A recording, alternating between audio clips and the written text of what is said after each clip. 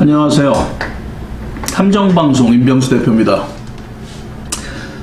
자, 오늘 다뤄볼 사건은요, 비제 사건이라고 하기는 좀 애매한 사건입니다. 2010년도에 일어난 사건이고, 어찌됐든 간에 이제 경찰에서는 뭐 잠정적인 결론을 내렸고, 수사를 종결한 사건입니다. 근데 미제 사건으로 장기 미제 사건으로 볼 수 있는가 하는 문제이기는 해요. 자, 2010년이면 뭐 한 9년밖에 안 됐습니다. 오창, 충북 청원군 오창읍에서 발생한 사건이에요. 우리에게 알려진 이름은 오창 맨홀 사건으로 알려져 있습니다. 자, 사건 개요부터 한번 분석을 해보죠. 2010년 2월 7일, 자, 늦겨울입니다. 좀 추웠을 때겠죠. 참고적으로 뭐 숲이 굉장히 우거지거나 뭐 그런 시기는 아니다. 그렇게 볼 수가 있어요. 이때 뭐 눈이 왔거나 뭐 그러지는 않았을 거로 아는 걸로 알고 있고요. 자, 어쨌든 간에 좀 추운 때예요. 자, 2010년 2월 7일 충북 청원군 오창읍. 지금 현재는 이제 청원군이라는 곳이 청주시로 통폐합됐어요. 그래서 청원군이 청원구로 바뀌고 현재는 이제 충북 청주시 청원구 오창읍으로 행정구역상 이렇게 정해져 있는 상태이고요. 자, 한 야산을 올라가던 사람이 이상한 것을 발견합니다. 자, 그게 뭐냐? 처음에 눈에 이제 딱 본 거는 은박으로 된, 우리가 통상적으로 뭐 어떤 좀 값이 비싸지 않은 그 흔한 돗자리입니다. 전에 이제 우리 집에서 뭐 치킨을 시켜 먹으면 뭐 사은품으로 주고 뭐 그랬던, 거기서 본 적이 있었던 것 같아요. 뭐 사은품용으로, 홍보용으로. 자, 흔한 돗자리예요. 흔한 돗자리. 뭐 은박으로 된 돗자리 같은 것이 이제 바닥에 있는 거야. 바닥에 있는데 그 위에 이제 돌들이 여러 개가 눌려져 있었다. 그러니까 돗자리가, 이 은박 돗자리가 이제 바람으로 쫙 날아가지 않도록 그 위에 이제 돌들을 올려놓은 상태에 어떤 걸 발견해요. 그래서 이제 지나가는 길에 뭐 별 신경 안 쓰고 발로 이렇게 툭 쳤다라는 거야. 걷어냈더니 그 밑에 그 맨홀이라는 거 있잖아요. 우리가 맨홀은 보통 우리가 도로가에 보면 이 쇠로 이렇게 네모나게 딱 생겨가지고 하수구에 물이 들어가도록 하수구를 덮는 뚜껑이에요. 쉽게 얘기하면. 그래서 그 맨홀, 그러니까 물이 통과되는 데 있어서 이물질이 들어가지 않도록 쇠로 된 네모난 거죠. 하수구를 덮는 거. 자, 맨홀이 나타났다라고 해요. 돗자리를 툭 치니까 맨홀이 나타났다고 합니다. 자, 그런데 이제 맨홀 안이 이제 이렇게 보이잖아요. 우리가 지나가다 보면 도로에서. 맨홀 안을 보니까 이제 사람의 사체가 있었던 거예요. 자, 시체에 머리가 있었대요.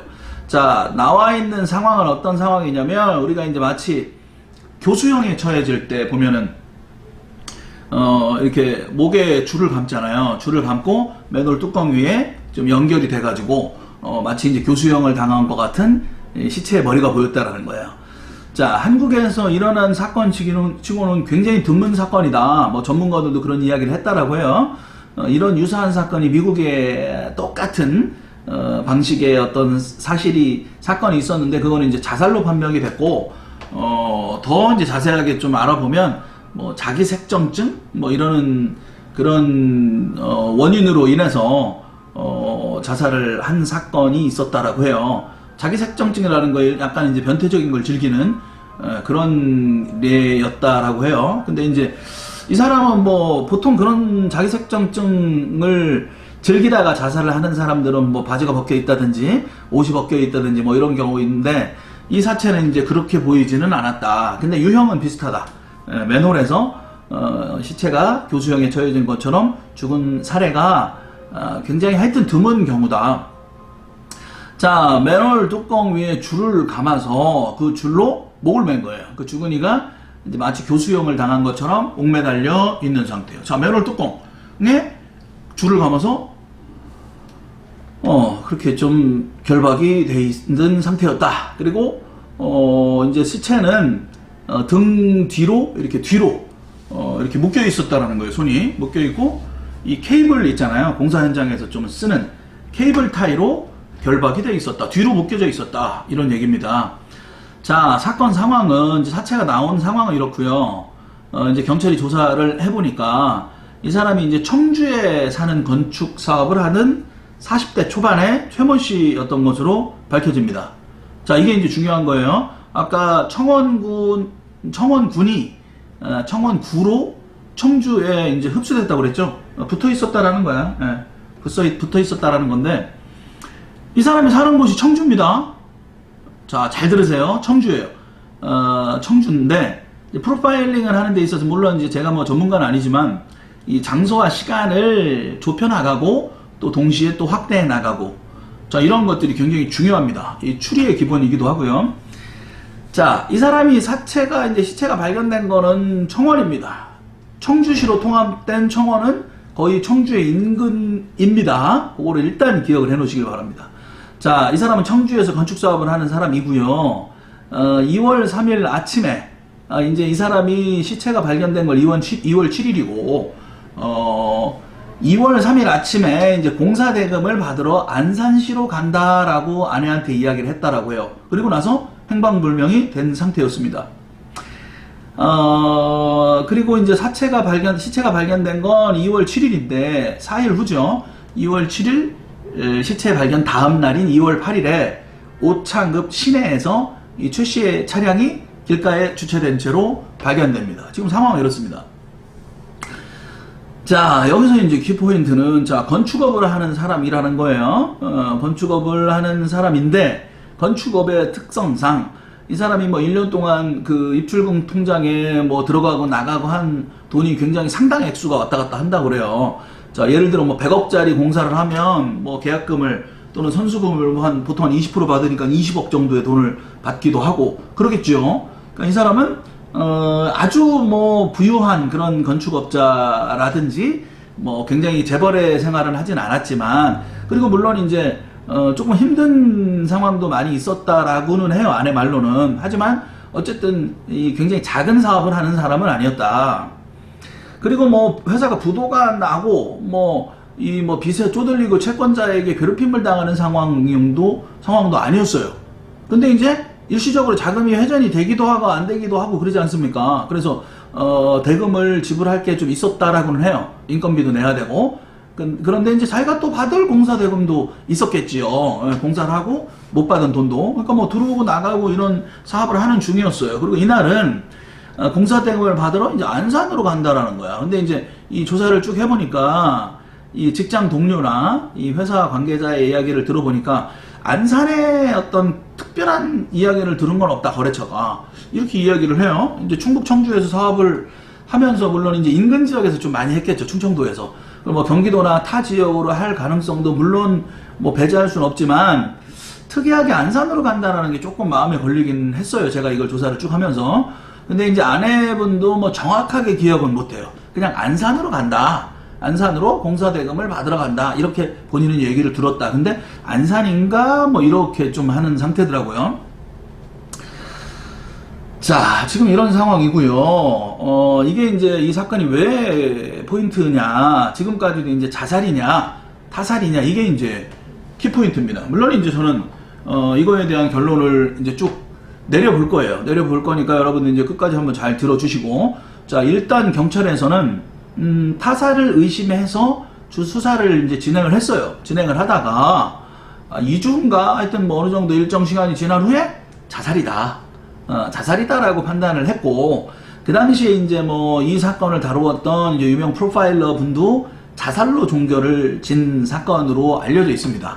유족들은, 이제 가족들은 자살이 아니다, 그럴 이유가 없다, 이거에 대해서 이제 많이 반발을 하고 있어 왔던 중이었고, 그러던 와중에 시간이 벌써 한 9년이라는 세월이 지난 거죠. 자, 이거를 이제 제가 한번 좀 분석을 조목조목 해보겠습니다. 물론 이제 주관적인 의견입니다. 자, 이 사람이 안산으로 간다고 그랬단 말이야. 자, 청주에서 건축 사업을 하는 사람이 시체가 발견된 건 바로 인근 오창읍 청원구죠. 지금 현재는 청원 오창읍에서 발견이 됐다. 이 지역을 좀 잘 보세요. 그리고 경기도 안산으로 간다라고 한 게 조금 이상하다라고 생각을 해요. 자, 저는요, 안산으로 누가 불러냈을 것 같아. 지금 미리 그냥 뭐 참 말씀을 드리면, 안산이라는 곳으로 불러냈을 것 같아. 안산에 실질적인 공사한 현장은 없었던 걸로 저는 판단을 해요. 왜냐면 그 직원이 안산은 처음 들어본다라는 진술이 분명히 있어요. 자, 안산으로 와라. 돈을 받은 상황이었으니까 불러낸 사람이 이것저것 핑계를 댔다든지 내가 안산에서 받을 돈이 있으니까 여기 와서 그 사람한테 돈을 받아서 건네주겠다 뭐 이렇게 얘기를 했을 것 같아. 제 생각에는. 자, 그러면 이제 이게 자살이냐 타살이냐에 대한 뭐 미리 어느 정도 가능성을 제가 지금 미리 얘기를 한 것 같아요. 자, 그렇게 하고 한번 들어봅시다. 자, 당초 최 씨는요, 2월 3일 아침에 나갑니다. 나가면서 공사 대금을 받으러 안산에 간다 라고 그렇게 기억을 한다라고 해요. 이제 중부고속도로 CCTV를 입수를 해보니까 경찰이 이 서청주 IC로 통과해서 이제 청주에서 출발했을 테니까, 그죠? 청주 집에서 서청주 IC로 나갑니다. 그래서 고속도로로 들어간 후에 안산으로 가는 듯 하다가 갑자기 오창 IC 쪽으로 방향을 돌려요. 오창 IC면 하여튼 인근이잖아. 인근이죠? 그럼 이 사람이 출발하자마자 뭐 많이 간 건 아닌 거야. 지금 안산으로 간다고 했지만 어쨌든 오창 쪽으로 바로 돌린 거예요. 그죠? 안산으로 불러냈을 것 같다라고 제가 서두에 말씀드렸죠. 그런데 좀 방향을 바꾸는 상황이 있지 않았을까라고 생각을 합니다. 자, 혹시 납치된 거 아닐까? 누군가에 납치되었거나 이제 살해되었었더라면 뭐 흔적이 남아야 되는데 이 이제 흔적이, 일단 결론부터 얘기하면 흔적이 전혀 없어요. 자동차에도 흔적이 없습니다. 그리고 이제 CCTV가 이제 고속으로 굉장히 주행 중에 찍혀있는 CCTV를 확인을 해도 보조석에 사람은 없어요. 운전하는 최 씨만 확인이 됐다라고 합니다. 그럼 뒷자리에 누군가 앉아있을 가능성도 있을 수는 있어요. 자, 우리가 이제 성급하게 결론을 내릴 수는 없다. 어쨌든 CCTV에서 찾아낸 흔적은 최 씨 혼자만 운전하는 게 찍혔다. 자, 어쨌든 오창 IC로 통과해서 들어갑니다. 자, 들어갔고요. 일단은요, 자살의 가능성에 대해서 일단은 한번 분석을 경찰에서 이야기한 거를 한번 분석을 해보면 일단 오창읍을 들어가서 그 이후에 이제 동선도 있지만 제가 좀 이따 말씀드리고요. 발견된 사체에 좀 전에 얘기한 것처럼 지문이나 이런 게 전혀 안 나왔다는 거예요. 차에 전혀 안 나왔어요. 전혀 안 나오고 그렇다 보니까 이제 수사 방향을 바꾸면서 이 타살의 정황이 없으니까, 직접적인 증거가 없으니까 자살이 아니냐, 이렇게 해서 이제 잠정 결론을 경찰에서 이미 내렸습니다. 그럼 타살을 위장한 자살이 아니냐, 뭐 이렇게 주장을 했고요. 또 이제 최 씨가 뒤로 이렇게 묶였다고 그랬잖아요. 결박한 테이블 타이에 이 매듭이 이렇게 만들어 놓은 매듭이 조금 이상했다라고 해요. 바꿔 얘기하면 이제 혼자 누군가 이렇게 착착착 막아도 촥 이렇게 한 게 아니고, 우리 그 매듭에 여러 가지 매듭이 있잖아요. 군에서도 그런 걸 많이 배우지만 또 이제 건축 쪽이나 이런 사람들도 매듭을 많이 알겠죠. 제가 이제 한때는 뭐 캠핑을 굉장히 즐겼었는데, 캠핑을 하면서 뭐 텐트 치고 이런 거에도 어떤 매듭이나 이런 게 좀 많이 등장을 해요. 자, 그런데 이렇게 쭉 진행을 하다 보니까 이 타이의 매듭이 말이죠, 어느 정도 딱딱딱 만들어 놓은 상태에서 한 곳만 쫙 당기면 확 묶여버리는 그런 매듭을 만들었다라는 거예요. 그래서 혹시 자기가 이런 상태를 만들어 놓고 한 방에 쭉 당겨가지고 쫙 본인 스스로를 결박시킨 거 아니냐, 이런 가능성이 제기가 됐지만, 이것도 확실하게 이제 성급하게 결론을 내려서는 안 된다라고 생각합니다. 왜? 타살의 흔적이 타살의 어떤 정황으로도 볼 수 있다. 이게 굳이 뭐 한 방에 당겨서 만들 수 있는 매듭이라고 해서 이걸 굳이 뭐 자살의 정황으로 갖다 맞출 수는 없다. 물론 이제 자기가 한 방에 묶으려고 갖다 끼워 맞추려면 끼워 맞출 수도 있지만, 이 사람이 만약에 타살이라면 그런 것들을 미리 준비했을 수도 있죠. 범인이. 그럴 가능성을 또 배제시킬 수는 없다. 그렇기 때문에 제 생각에는 완전한 자살의 증거로는 볼 수 없다. 맨홀 뚜껑이 60kg입니다. 맨홀 뚜껑이 60kg인데, 자, 이 사람이 만약에 자살을 했다라면 그렇게 묶고 나서 들어갔어. 그리고 여기는 뭐 굉장히 깜깜한 상태였었겠죠. 이게 이제 밤에 그랬다라고 이제 조사가 되는데, 깜깜한 상태에서 들어가서 자기 몸도 이제, 물론 이제 벽에 보면 탁탁탁 발을 디딜 수 있는 공간이 있기는 해요.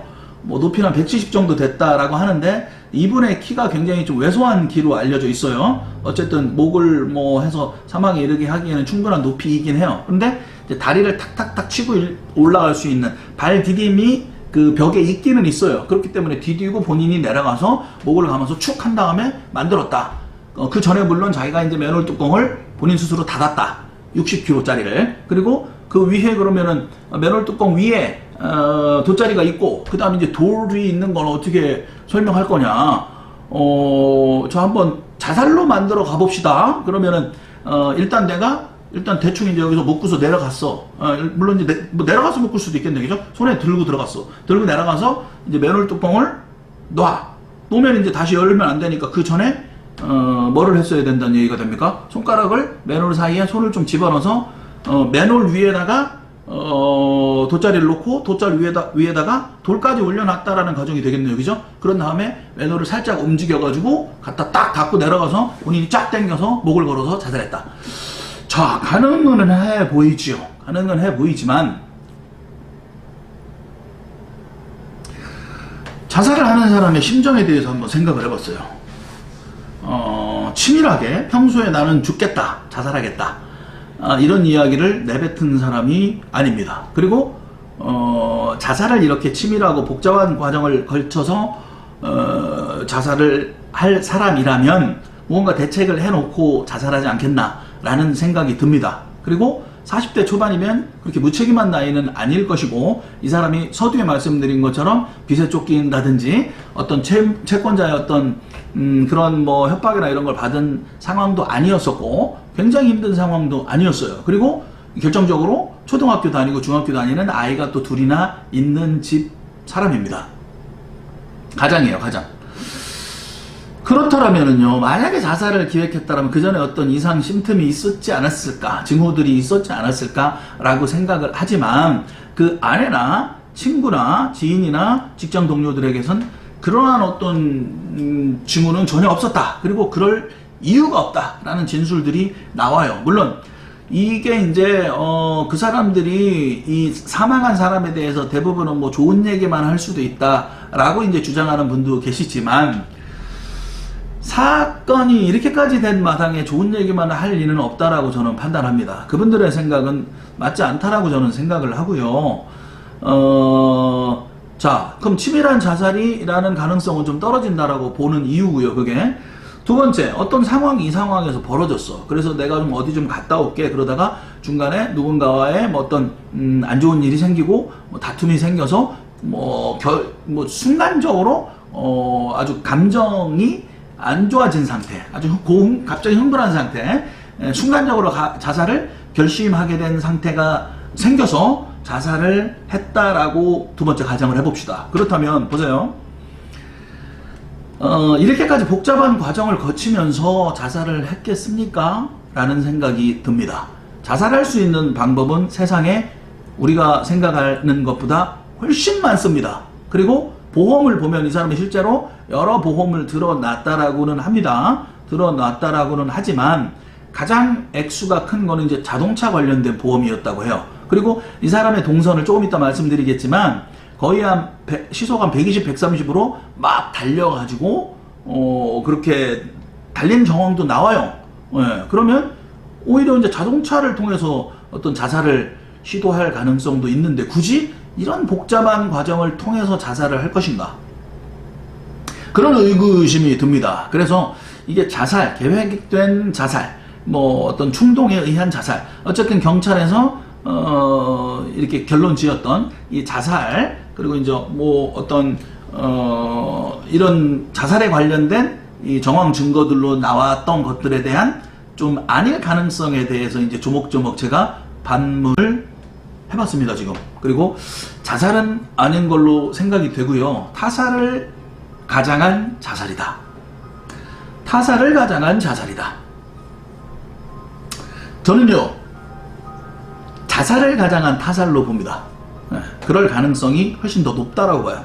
자, 일단, 자, 그렇다면요, 타살에 관련된 어떤 그런 분석을 한번 해보겠습니다. 자, 가족들은 이런 경찰들의 자살이라는 잠정적인 결론에 강하게 반발을 하고요. 그날 공서대금을 받으러 나간다고 나가면서 직업조차 가지지 않고 급하게 나갔다.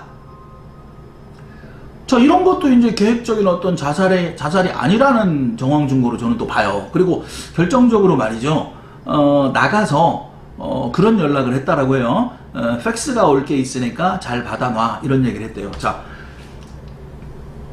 팩스가 올 거니까 잘 좀 받아놔. 라는 걸 아내한테 했다라고 합니다. 이건 뭘 뜻할까요? 자, 계획적인 자살을 하러 나가는 사람이, 팩스를 잘 받아놓으라고 이야기를 하겠습니까? 바꿔 얘기하면, 이날, 이 팩스를 보낼 위치에 있는 사람이 범인으로 추정이 됩니다. 그래서 이 사람은 나간 거예요. 좀 자유스러운 사람이잖아요. 물론 사업 때문에 바빠서 그럴 수도 있지만, 건축업을 하는 사람이 공사대금을 받는 일보다 훨씬 더 중요한 일이 어디 있겠습니까? 그러니까 그 스케줄에 맞춰서 그 사람은 안산으로 간다라고 이야기를 한 거예요. 그 부른 사람이 안산이라고 유인을 했던 걸로 제 생각에는 보이고요. 그렇게 돈 받으러 나간 사람이 팩스를 올 거니까 받아라. 그날 올 팩스가 있었다라는 얘기죠. 좀 더 자세한 조사가 이루어지었으면 하는 생각이 듭니다. 자, 제가 이제 사건을 분석을 하면서 항상 느끼는 게, 이 경찰 수사에 있어서 보통 이제 현장 위주로 사건을 파헤치지요. 그리고 시간 위주로 사건을 파헤치는 게 기본입니다. 수사의 기본이고 프로파일의 기본이기도 합니다. 근데 이제 저는 민간조사원으로서, 탐정으로서, 즉 민간조사원으로서 사건을 어쨌든 간에 굉장히 확대시켜 나가야 된다. 저는 이렇게 판단을 해요. 시간적인 확대, 장소적인 확대, 인간관계에 있어서의 확대. 그 인간관계에 있어서의 확대에서의 수사가 좀 많이 부족했지 않았을까라는 생각을 합니다. 자, 팩스를 보내려고 한 사람, 또는 팩스를 썼던 사람, 또는 팩스를 보내야만 했던 사람, 그리고 팩스를 보낸다라고 이야기를 했었던 사람. 비슷한 말 같지만 이 사람이 범인입니다.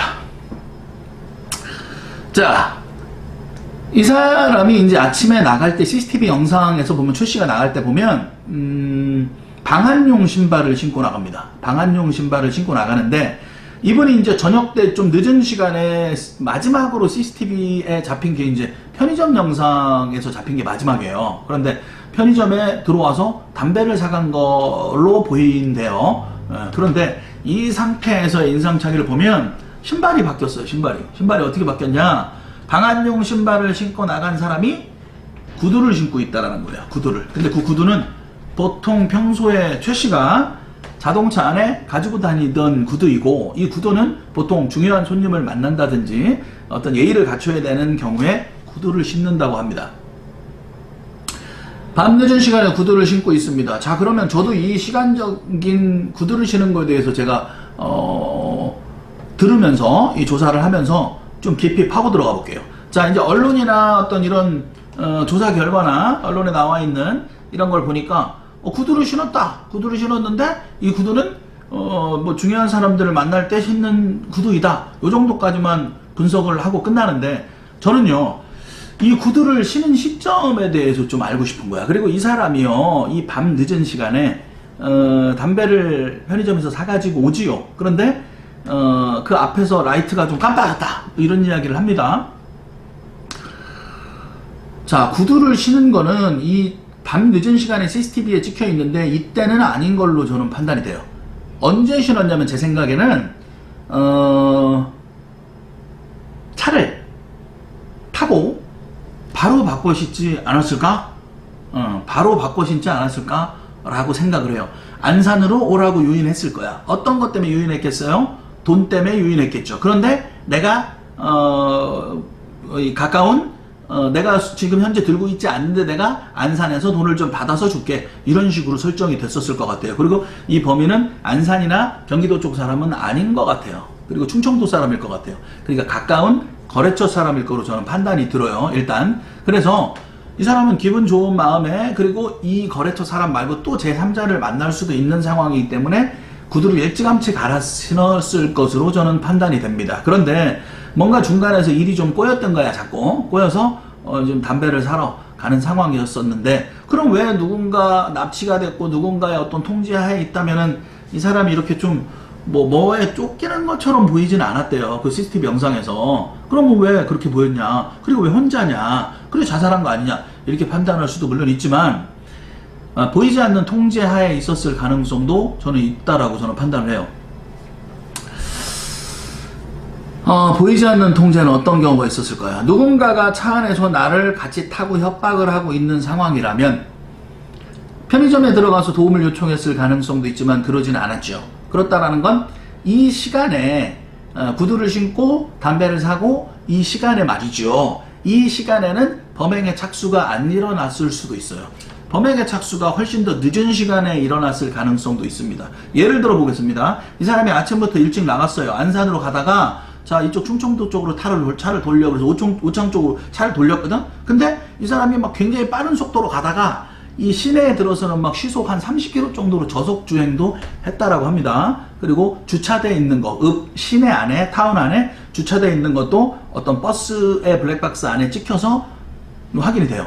그리고 실제로 이 사람이 이 근처에서 한 2바퀴 빙글빙글 돌고 이런 루트의 어떤 패턴을 보였다라고도 합니다. 자, 보세요. 자, 불러냈어. 그 안산을 미끼로 삼아서 불러냈는데 다시 충청도 어디 쪽에서 만나자고 했을 것 같아요. 누군가를 핑계를 대면서. 그러다가 이 건축업을 하는 사람 입장에서는 회식도 많고 그 거래처도 그런 유사한 일을 했을 거로 생각이 듭니다. 범인이. 그래서 그렇기 때문에 예를 들어서 뭐 이게 회식 모임이 있는데 말이야 조금 시간을 늦추자 이런저런 핑계를 댄 게 아닐까라는 생각이 들어요. CCTV 편의점에 찍힌 모습을 보고 뭐에 쫓기거나 그러진 않았다. 밖에 불빛이 있었다. 그 불빛은 뭐 자기 차에서 나온 불빛은 아니고 뭐 지나가는 차가 불을 뭐 라이트가 비춰줄 수도 있지요. 그렇기 때문에 어쨌든 이 안에서 이 사람은 시간을 많이 기다리는 시간을 많이 보내면서 왔다 갔다 한 걸로 추정이 돼요. 이 사건은 편의점에 갔다 온 이후에 벌어진 게 아닐까요? 그 이유는 어떤 도움을 요청을 하진 않았다. 그리고 쫓기는 것처럼 보이진 않았다. 편의점 갔다 와서 밤늦게 만났을 수도 있다. 어쨌든 약속이 계속 펑크가 나는 상황이 이 피해자 입장에서는 진행이 됐을 거로 보입니다. 뭔가 계속 일이 터졌던 거야. 안산으로 오라고 했다가 갑자기 차를 돌렸잖아. 바꿨잖아, 말을. 그죠? 그런 것처럼 저녁 때도 계속 말을 바꿨을 것 같아. 그래서 뭔가 사건이 밤늦게 일어났지 않을까 싶습니다. 저는 어쨌든 타살로 보는 것처럼 지금 말씀을 드리고 있죠. 자, 패턴을 다시 한번 봅시다. 안산으로 가던 고속도로가 운전을 하다가 대소제이시라는 곳에서 평택 충주 고속도로를 타고요. 평택 방향으로 차를 틉니다. 그리고 당시 서평택 제이시와 그 다음 서해안 고속도로를 타고 그 다음 안산이라는 루트가 있기는 했기 때문에 여기까지는 혹시 안산으로 가지 않을까 이렇게 생각을 했었대요. 처음에 최초 동선이. 근데 이후에 이제 최 씨의 차가 갑자기 충북 진천이요. 충북 진천 IC에서 진출을 해요. 고속도로에서 빠져나온다고. 빠져나와서 충북 진천에 있는 17번 국도예요. 국도. 생거진천로라는 17번 국도 생거진천로를 들어갑니다. 들어가서 한 바퀴를 또 빙 돌아서 나옵니다. 이게 자꾸 제가 이제 여기서 분석을 드리는 거예요. 자꾸 누군가에 의해서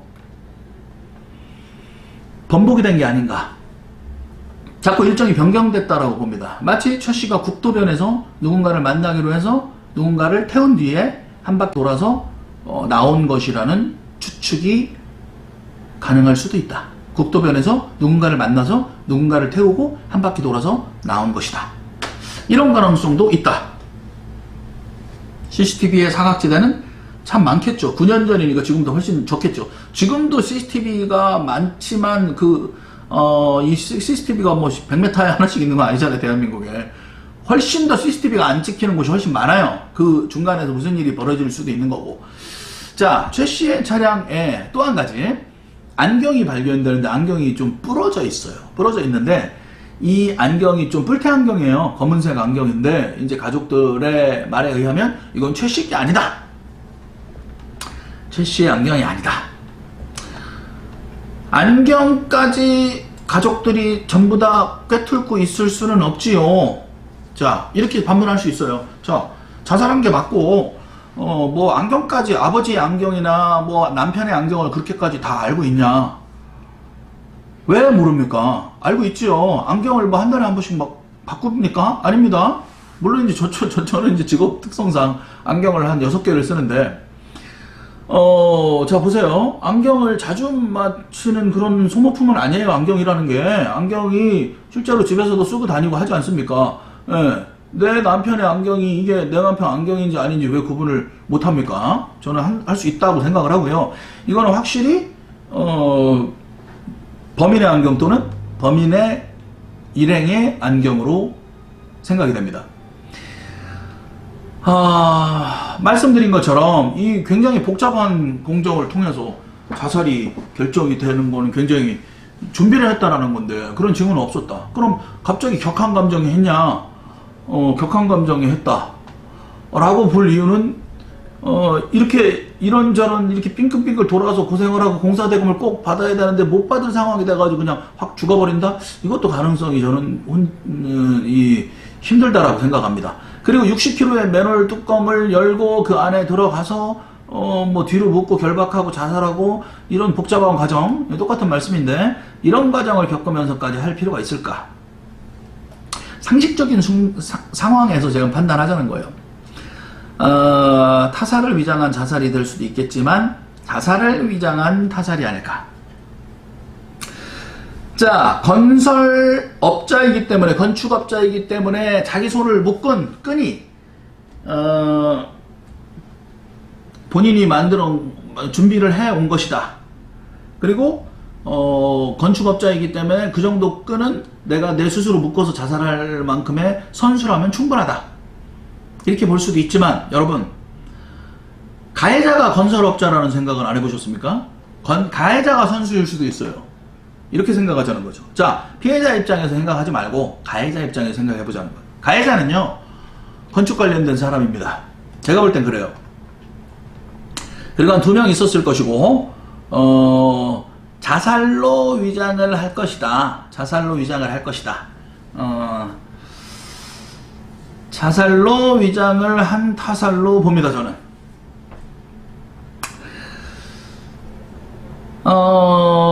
자, 더 자세하게 들어가 보겠습니다. 혼자서 했다고 보기에는 무리가 있습니다. 방법 자체가. 60kg가 많이 60kg죠. 쌀 한 가마니 아주 큰 거, 그게 한 40kg, 이따만한 쌀 한 가마니가 40kg예요. 예, 그거 한 개 반인데 60kg면은 뭐 웬만한, 좀 마른 남자도 60kg 나오는 남자들 있잖아요. 그죠? 예, 사람 많은데 이게 이제 쇠로 돼 있고, 이런 거를 뚜껑을 덮었단 말이야. 덮고 나서, 이렇게 자살을 하게, 그거는 이제 혼자 하기는 힘들다. 제압을 할 수 있어야 된다. 그렇기 때문에 이 최 씨를 죽이려고 이렇게 사망에 이르게 한 상황에서 자살로 위장을 했을 수도 있다. 자살을 위장한 타살로 보이게 한 것으로 저는 보입니다. 스스로 자살을 하도록 협박했을 가능성도 배제할 수는 없습니다. 그런데요, 잘 들으세요. 이제 자, 이 사람의 사인이요, 이 사람의 사인이 갑상선 연골이 부러져서 사망을 했습니다. 잘 들으세요. 갑상선 연골, 이 뼈 안에, 목뼈 안에 있는 연골은 뭐 물렁뼈잖아요. 그 연골이 부러져서 사망을 했다. 자, 보세요.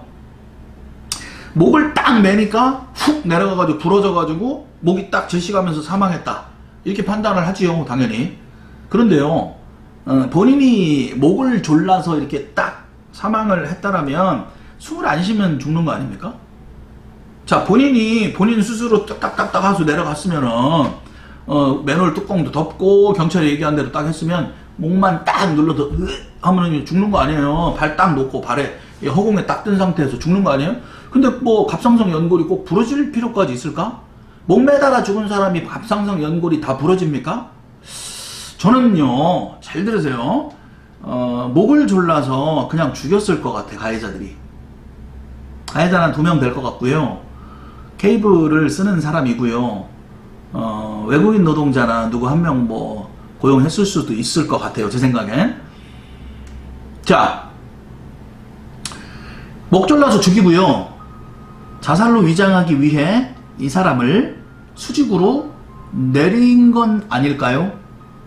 이 사람을 둘이서 세워서 내린 건 아닐까요? 근데 보세요. 그냥 혼자 자살했으면 딱 묶여서 그냥 질식해서 죽으면 되는데 왜 연골이 부러졌냐는 거죠. 잘 보세요. 이 사람을요, 그냥 목 졸라 죽였을 거로 저는 판단이 돼요. 목 졸라서 죽인 걸로 판단이 되고, 수직으로 맨홀 안에다가 목을 감아서 수직으로 내리는 과정에서 툭 내려진 게 아닐까 하는 생각이 듭니다. 그 과정에서 갑상선 연골이 부러진 건 아닐까요? 사체를 내리면서. 그럼 왜 굳이 교수형 맨홀 안에 그렇게 만들었을까요? 자살로 위장하기 위한 가능성이 들어가 있다. 아니 그럼 그러려면은 뭐 그냥 어디다가 어떻게 하지 뭐. 근데 그 방법밖에 없을 거라고 그 당시에는 생각했을 것 같아 이 사람들이. 이제 사체를 은닉하는 거지. 은닉하는 건데, 그러면 그 위에다가 이걸 왜 덮었냐, 뭐야 이걸 왜 덮었어, 그 돗자리를. 여기가 위치가 보면 굉장히 한적한 곳이고요. 거의 이제 개활지에서 이렇게 쫙 좀 능선이 이게 구름지가 쫙 펼쳐지는 곳이에요. 그러니까 아주 산속은 아니란 말이에요. 근데 인적은 굉장히 드문 곳입니다. 이 당시에 2009년, 2010년 그 당시에 이제 제가 그 지도를 찾아보니까, 자료를 찾아보니까 이 사람이 거의 없는 곳이에요. 없는 곳이고 뭐 굉장히 개활지예요. 개활지인데 덮었단 말이야. 덮었다라는 거는 일단은 은색 돗자리를 갖다 놓는 건 너무 튀는데 왜 이렇게 덮었냐라고 할 수도 있어요. 할 수도 있지만 덮는다는 건 기본적으로 은닉입니다. 사람이 지나가다 볼 수 있잖아. 그러니까 은닉이에요. 그리고 그 위에 돌을 놓는다는 건 날아가지 않게, 그 은닉의 일종으로 저는 봅니다. 자, 저는 갑상선 연골이 부러진 거에 키포인트를 한번 잡아봤습니다. 들고 내리다가 중간쯤에 탁 놓은 걸로 저는 보입니다. 그래서 부러진 걸로 보입니다. 자, 이제 마무리를 정리를 해보겠습니다. 자, 자살할 사람이 계획적인 자살이라면 주변에 이렇게 얘기를 했다고 해요. 이제 좀 한시름 났어. 돈 받으러 가. 희망적인 이야기를 했습니다. 아내한테도 했고 팩스 받아라 했습니다. 전 자살하러 나간 건 아니라고 봐요. 자, 자살할 사람이 돈 받으러 간다고 희망 어린 말을 하겠습니까? 실제로 연락을 받고 돈 받으러 나간 게 맞습니다. 안사는 페이크였을 겁니다. 페이크였고 상식적으로 누군가를 만난다라고 거짓말을 쳤을 것이고, 어쨌든 다시 한번 이쪽으로 차를 돌리게 만들었었던 걸로 저는 판단이 되고요. 건설업 특성상 자금 융통이 빈번하기 때문에 2억이라는 돈 때문에 우발적으로 자살하기는 쉽지 않다. 이 돈을 못 받았다고 해서 꼭 굳이 자살하지 않는다. 초등학교, 중학교 다니는 아이가 둘이 있는 40대 초반에 문제없는 가장이었다. 지갑을 놓고 갔지만 그냥 놔둬 이렇게 나갔다라는 건 뭐 크게 신경을 안 쓴 거야. 그죠? 그리고 돈을 받을 돈도 있다. 분명히 받을 거라고 생각을 한 거다. 팩스를 켜라. 업무적인 연관이 있는 사람이다. 당연히 있는 사람이다. 건설 쪽 전문가라 매듭을 묶고 뭐 이렇게 하는 건 쉽다. 근데 왜 피해자만 생각을 하고 피해자를 자살할 거라는 프레임에 가둬버리니까 본인이 건설업자니까 묶었다라는 소리를 하는 건데, 그 묶은 사람이 가해자도 건설 전문가고 매듭 전문가일 가능성이 높다. 양손으로 뒤로 묶었잖아요. 맨홀이 60kg이고 자살을 기획한 사람은 정말 흥분 상태이기도 하지만 정말 모든 걸 다 포기한 사람이 있을 텐데, 바꿔 얘기하면, 쉽게 얘기하면 기운도 없었을 거예요. 기운도 없었을 텐데 그 다음에 돗자리 놓고 그 위에 돌까지 준비하고 이렇게 죽어야지. 가능성이 떨어집니다. 돌은 돗자리가 안 날아가게 하는 의도이고, 내가 맨홀 위에다가 돗자리를 놓고 그 위에 돌까지 다 놓은 다음에 짠 하고 딱 가서 죽는 가능성보다, 자, 밑으로 팍 내리고 그 상황에서 이 연골이 부러졌고 그 다음 덮어, 그 다음 돌을 놓고, 자, 상식적으로 생각하자는 거예요. 상식적으로 어떤 행동이 먼저인지를 생각을 해봅시다. 뭐 햄버거 쌓는 것도 아니고 여기다 놓고 맨홀 뭐 돗자리 놓고 돌 놓고 그 다음 맨홀 짠. 글쎄요, 이건 너무 갖다 맞춘 거라고 저는 생각이 됩니다. 이 사람 자살이 아닙니다. 자살이 아니고요. 상식적으로 생각을 해야 됩니다. 프로파일링은 상식이 꼭 필요합니다. 네. 자, 자살의 방식이 너무 복잡해요. 감정이 매우 고조된 상태에서 이렇게 복잡한 방법을 선택할 가능성은 낮아 보인다. 배터리를 분리하면서까지 자살을 할 가능성도 역시 낮아 보인다. 핸드폰이 나무 위에 걸쳐져 있었다 그래요. 이 주변에. 그러니까 이제 뭐 볼장 다 봤으니까 거기다 갖다 버린 거죠. 핸드폰을 본인이 뭐 갖고 있어도 되는 거고 굳이 뭐 배터리를 분리할 이유가 있겠습니까? 어설프긴 하지만 어설픈 과정 속에서 조금씩 들어가 있는 게 이 사람을 자살로 위장하려는 의도가 분명히 있었는데 치밀하진 않았다. 차에 지문이 없다. 그렇기 때문에 지문이 안 나왔으니까 가해자가 없다. 그러니까 자살이다. 너무 단순하지 않습니까? 모든 범죄 현장에서 지문이 나옵니까? 꼭 그렇진 않아요. 자, 우리나라 과학 수사가 많이 발전했고 어쨌든 현장에 흔적을 남기는 게 맞고 흔적을 남긴다라는 생각으로 수사에 임하는 건 맞습니다. 맞지만 현장에 증거를 안 남기는 사건들도 상당히 많이 존재합니다.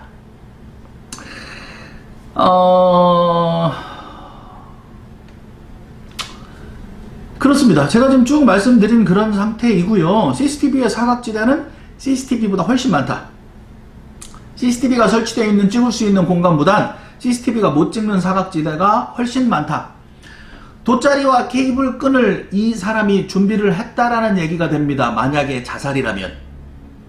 트렁크에 갖고 다녔거나 그날 또는 그 이전에 미리 케이블 끈을 준비하고 은색 돗자리를 준비를 했었다라는 정황이 있어야 됩니다. 자, 보세요. 다른 지문이 안 나왔으니까, 가해자에 대한 증거가 안 나왔으니까 자살이다라고 종결 짓는다는 논리로 접근한다면 돗자리 케이블 끈이 분명히 이 가해자한테서 나왔어야지요. 이 돗자리는 가해자 것이고 이 케이블 끈은 가해자 것이라는 증명을 되셔야 가해자라는 거에 대한 확신이 쓰는 거 아니겠습니까? 이 돗자리와 케이블 끈을 본인이 준비를 했다라는 증거를 만들어야지요. 누군가 만드는 겁니다. 누군가 준비를 한 겁니다. 저는 그렇게 판단을 해요. 물론 몰랐을 수도 있죠. 트렁크에다 미리 좀 준비를 하고 있다가 그렇게 했을 수도 있지만 여러 가지 정황상 저는 그렇게 생각을 합니다. 자, 케이블 끈을 묶는 매듭이 중요한 게 아니지요, 사실은. 자, 이 매듭을 이렇게 묶어 가야 되는 건데 한 방에 쫙 당겼을 때 한 번에 쫙 묶일 수 있는 매듭을 썼다. 자, 그런 매듭을 자살할 때만 씁니까, 여러분? 가만히 생각해 보세요. 자, 공사 현장에서 그런 매듭을 왜 안 씁니까? 그렇기 때문에 건설업자나 건설 현장에 있는 사람들이 이 매듭을 주로 쓰는 거지요. 자살을 하기 위해 내가 혼자 이걸 묶어야 된다는 프레임에 갇힌다면 꼭 그 방법을 쓸 수밖에 없다라고 생각하지만 그 방법은 자살이 아니라 다른 가능성에서도 굉장히 많은 쓰는 매듭이지요. 한 방에 쫙 당겨서 묶을 수 있으니까. 제 말이 틀립니까? 자, 케이블 끈을 묶는 매듭이 중요한 게 아닙니다. 케이블 끈, 이 돗자리를 피해자가 구매했거나 또는 트렁크에 소지했는지 유무를 밝혀내는 게 자살에 대한 증거가 될 것입니다. 갑상선 연골이 부러져서 목을 맨 지 수초 안에 사망이 됐다. 사망이 됐을 때 갑상선 연골이 다 부러지는지, 제 생각에는 일단 이 사람을 살해하고 자살로 위장하기 위해 수직으로 맨홀로 내리면서 툭 내리는 과정에서 갑상선 연골이 부러진 겁니다. 목뼈가 부러졌다면 타격이 있었겠지만 줄로 묶은 상태에서 내려가는 와중에 연골은 부러질 수가 있겠지요. 사망한 상태라면 더 그러지 않겠습니까? 이 사람이 만약에 살아있는 상태에서 줄로 묶어서 내려갔다면 바등바등 거렸을 것이지요. 그래서 연골이 안 부러질 확률이 높아요. 하지만 사망한 상태입니다. 사망한 상태에서 바로 내렸단 말이야. 사후경직, 이 사체가 경직되는 거 그 이전, 12시간 이전에 내린 거지요. 제 생각엔 죽이고 바로 내린 것 같은데 그 내리는 과정이면 사람이 딱 죽은 상태면 사체 경직도 없는 상태에서 힘이 쫙 빠져있는 상태 아닙니까? 그 상태에서 딱 세워가지고 억지로 탁 내리면 연골이 부러질 수 있습니다. 저는 그렇게 상황이 그려집니다. 자, 그럼 범인은 누구일까요? 마지막으로 추려나가 보겠습니다. 자, 이 사람을 없앤 후에 이 사람한테 돈을 주려고 요인할 수 있는 위치에 있는 사람이 범인이고요.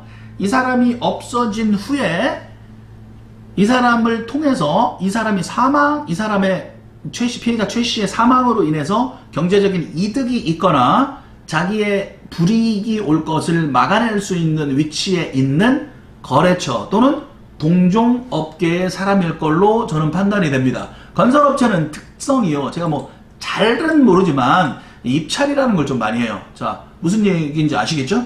입찰이라는 거. 예를 들어 뭐 공기업에 입찰이 들어간다든지 뭐 건설 수주를 따내야 될 거 아니에요. 그러면 그냥 아는 사람 통해서만 할 수도 있지만 공개 입찰 뭐 이런 과정들이 있는 걸로 제가 알고 있어요.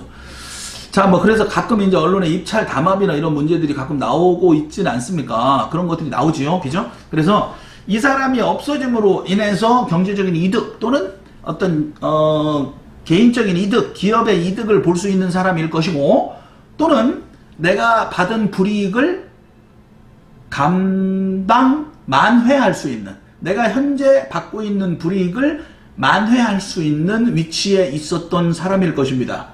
이 기업 관련 조사가 이렇게 해서 이게 참 중요한데 말이죠. 그래서 탐정이 필요한 거예요. 탐정은 이렇게 아주 깊이 있게 들어가요. 기업 관련된 부분이다. 그러면 이제 뭐 거래처부터 해가지고 다시 한번 재조사할 필요가 있다. 저는요, 이건 기업인입니다. 기업인이고, 지금 말씀드린 대로 단순한 거래처일 수도 있지만 경쟁회사일 수도 있고 관련된 사람일 수도 있다. 그리고 범인은 한 명 더 있을 것이다. 공모한 사람이 돈과 일을 미끼로 해서 이 사람을 분명히 납치했을 것이다. 처음부터 납치하진 않았다. 굉장히 늦은 시간에 납치했을 거로 판단이 됩니다. 유인한 거죠. 장시간 유인했을 것 같아요. 일로 바꿨다 저로 바꿨다 약속 스케줄을 변경하면서 좀 구린 사람들이 자꾸 바꾸죠. 여기서 만나자고 했다가 실은 이쪽으로 와 이래야 될 것 같아요.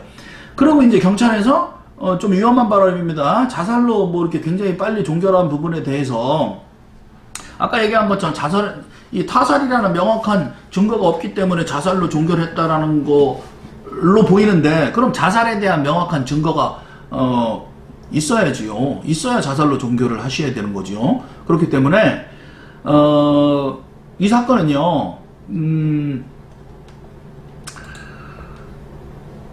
위험한 발언이지만 수사에 어떤 기업 쪽에서의 외압이 없었기를 바라겠습니다. 그러면서 영상을 마치겠습니다. 자, 국내 최초 탐정방송 임병수 대표였습니다. 감사합니다.